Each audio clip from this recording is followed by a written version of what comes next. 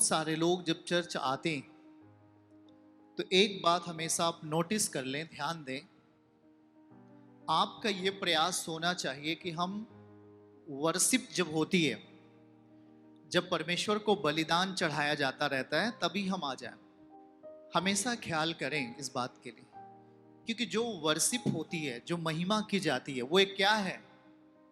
बलिदान है। क्या है? अब हम व्यवस्था में नहीं है ना, अब हम अनुग्रह में हैं। व्यवस्था का बलिदान से, जब हम व्यवस्था में थे तो बलिदान कैसा था? जानवरों का बलिदान चढ़ाया जाता था। सही है कि नहीं? पुराने समय में उसे हम पढ़ते हैं, पर वो चीज हम इधर नए जीवन में नहीं इस्तेमाल करते, क्योंकि वो उसके बदले कौन बलिदान हुआ है? यीशु मसीह। तो अब हम जैसी उसके उपस्थिति में आते हैं, हम देर ना करें, क्योंकि जो हम बलिदान चढ़ाते रहते हैं, वर्शिप करके, नाच करके, आनंद पूर्वक जो उसका महिमा करते हैं, ये बहुत बहुमूल्य है। वो उपस्थिति को लाता है, परमेश्वर की उपस्थिति लाता है। जब आप ताली बजाते हैं, नाचते हैं, साज के साथ जब आप गाते रहते हैं, तब आप परमेश्वर की प्रेजेंस को, उसकी उपस्थिति को अपने जीवन में आप बुलाते हैं। इतना महत्वपूर्ण है। आमीन। और उसके बाद तब प्रभु आपसे बात कर लेता है, और जब प्रभु आपसे बात करता है तो वो आपकी जिंदगी के हर एक पहलू पर बात कर लेता है। आप हमें बताएं ना बताएं, लेकिन इस वेदी से अगर कुछ भी कहा जाएगा, वो आपके जीवन के लिए, और वो आपके जीवन में ये चीज चाहता है, इसीलिए वो यहां से कह रहा है। आमीन। इतना महत्वपूर्ण होता है वर्शिप करना। हालेलुया। बातों को समझ रहे हैं कि नहीं आप? आपको परमेश्वर की बातों को वजन लेना पड़ेगा, वजनदार। उसे हल्के में नहीं जाने दें, उसे हल्के में नहीं जाने दें, बल्कि परमेश्वर की बात को बड़े गंभीरता से सुनकर यदि आप उस पर ध्यान देते हैं तो वो आप पर 10 गुना ध्यान देता है। हम सब विश्वास की परिस्थिति में जी रहे हैं, सही है।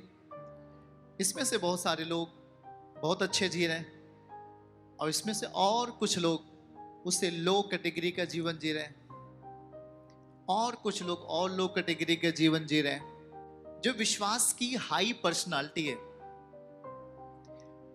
विश्वास का एक हाई पर्सनालिटी होता है कि वो व्यक्ति जब चलता है तो उसे लोगों को कहने की जरूरत नहीं कि ये विश्वास में। वो सीधा सीधा लोग बोल देंगे, भाई ये एक पक्का विश्वास करने वाला आदमी है। आप अपनी जिंदगी में जब आपको परमेश्वर ने बड़े अनुग्रह से बुला लिया, आपको देखा और अपने किंगडम में, अपने स्वर्गीय राज्य में आपको जगह दे दिया, तो हमारा कर्तव्य ये बनता है कि हम जब इधर आ गए, तब आप ये ना सोचे कि हम वैसे ही आ गए। अगर आप यहां बैठे हो, उसकी बातों को ध्यान दे के सुन रहे हो, तो आप उसके योजना में हो। आप किसकी योजना में हो? आप किसी मनुष्य के योजना में नहीं हो, आप परमेश्वर की योजना में हो। आमीन बोलिए। तो जब आप परमेश्वर की योजना में हैं, यह हमें जान लेना है। इसीलिए आपके अंदर जो चीजें उत्पन्न होती हैं, वो संसार की परिस्थिति है कि परमेश्वर की परिस्थिति। जब आपके अंदर विश्वास की परिस्थिति जो परमेश्वर से जुड़ी हुई है, वो चीजें अगर उत्पन्न होती है, तो बाइबल कहती है, वचन कहता है कि आपने संसार पर जय पा लिया। आमीन। इसी भाषा को, जो परमेश्वर से उत्पन्न हुआ है वही संसार पर जय प्राप्त करता है, ऐसा वचन में लिखा है। अब हमारे अंदर कौन सी चीजें उत्पन्न होती हैं, या हम उत्पन्न करने के लिए अपने आप को और स्वच्छ, अपने आप को और अच्छा, बेहतरीन प्रभु के सामने रखने के लिए हम कौन से आत्मिक चीजों का इस्तेमाल कर रहे हैं? परिस्थितियां साफ करता है प्रभु, वो आपके हृदयों को साफ करता है कि आप कभी ऐसे दलदल में ना फंसे रहो जहां पर आप चाह कर भी कुछ ना कर पाए। आप प्रभु से अपेक्षा रखते हैं, फिर भी आपके लिए वो चीजें नहीं आती हैं। इसका मतलब यह है कि कहीं ना कहीं हम उन बातों में फंसे हुए हैं जहां पर आपके हर विश्वास का जो बल है वो शैतान चोरी कर रहा है। आपने उसके लिए खुला रास्ता रखा है।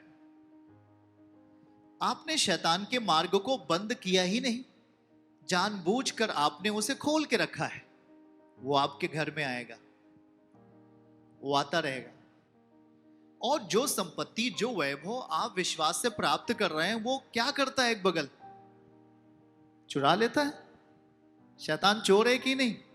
बोल के बताओ, बाइबल में लिखा है कि नहीं लिखा? चोर है वो, चोरी करने आता है, घात करने आता है, नष्ट करने आता है। पर यीशु मसीह इसलिए आया कि मैं जीवन दूं और बहुतायत का जीवन। तो आप बहुतायत में जीने वाले लोग हैं। हालेलुया। जब हम सही चीजों को करना शुरू करेंगे, दोनों हाथ उठा के बोलिए, जब हम सही चीजों को करना शुरू करेंगे तो गलत चीजें अपने आप हमसे दूर हो जाएंगी। आमीन। ऑटोमेटिक आप देखोगे क्या? आप सही चीज करना शुरू तो करो। डरो नहीं, भयभीत मत खाओ। आप सही चीजों को करना शुरू करो। अगर आप प्रेयर नहीं करते हैं तो प्रेयर करना शुरू करो। बीज नहीं बोते हैं तो बीज बोना शुरू करो। अपना टाइट नहीं निकालते, दसवांश नहीं निकालते, निकालना शुरू तो करो। एक बार यहोवा के सामने उन चीजों को लाओ तो भला। बाइबल कहती है कि दाऊद परमेश्वर के सम्मुख बैठा करता था, और इस कारण परमेश्वर ने उसे बड़ा मनुष्य या उसे आशीर्वादित मनुष्य समझा। आमीन। उसे शक्तिशाली मनुष्य जाना, उसे बुद्धि से भरा हुआ व्यक्ति जाना। यहां पर यही लिखा है। आप जब उसके सामने बैठने का, उसके सामने हर चीजें रखने का एक अभ्यास करो। उसकी इच्छा कभी नहीं है कि आप रो। उसकी इच्छा कभी नहीं है कि आप आंसुओं के साथ चलो। उसकी इच्छा नहीं है कि आपके बेटे और बेटियां परेशान हो। उस परमेश्वर की इच्छा ये नहीं कि आप कर्ज में रहो। उस परमेश्वर की इच्छा ये नहीं है कि आप मरते रहो, आप टूटते रहो। आप जानते हैं कि आप कितने महत्वपूर्ण हैं। उत्पत्ति अध्याय 1:26 कहता है कि मैंने तुझे अपने स्वरूप और अपनी समानता में बनाया। परमेश्वर जैसा है वैसे आपको बनाया। जरा सोच के देखो कि वो सर्वशक्तिमान जैसे है वैसे हमें बनाया है। वो यहां तक वादा कर दिया कि मैं तुझे कभी ना छोड़ूंगा, ना तुझे कभी त्यागूंगा। आप जब उसके सामने बैठना शुरू करें, वो बहुत नम्र स्वभाव का है। बाइबल यहां तक समझाती कि लोग उस पर पत्थर मार रहे थे और वो उन्हें माफ कर रहा था। लोग उसके दाढ़ी को पकड़कर नोच लिया, फिर भी वो उनसे प्यार कर रहा था, उनको क्षमा दे रहा था। वो कितना प्यारा प्रभु है। क्या वो आपके आंसुओं को देख सकता है? नहीं। क्या आपके दुख को वो देख सकता है? नहीं। पर आपने उसे छुपा लिया। आपने अपने दुखों को छुपा लिया। आपने अपने जीवन के हर भाग जो आप जिंदगी जीते हैं उसे आपने छुपा लिया। वो क्या कर सकता है?